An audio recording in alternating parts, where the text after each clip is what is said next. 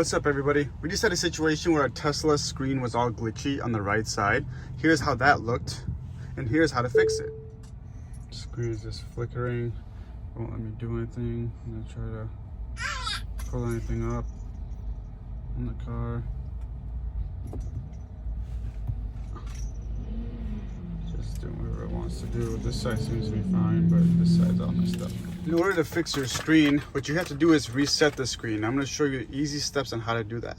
First things first, you want to make sure your Tesla is in park, and then you want to hold down both scroll buttons for 30 seconds. I have to do this off camera because I need two hands for it, but it took exactly 30 seconds. And now after another 30 seconds, the Tesla logo should come back onto the screen.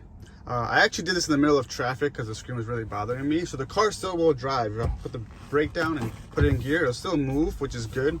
And your wiper blades and stuff will still work. You just don't have any screen to see anything. But you'll see after 30 seconds, it should come back on. Let's see, it's been about 30-ish seconds now.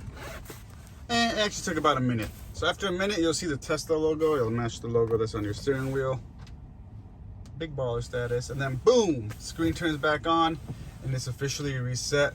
In the beginning you won't have any signal, so you gotta give it another minute or two for it to catch signal before you can use your navigation and all that. But you can see now the screen's working just fine, and I have functionality back because before this wasn't even working. It's very annoying.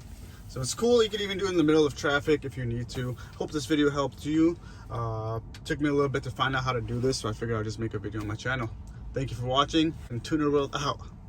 Peace.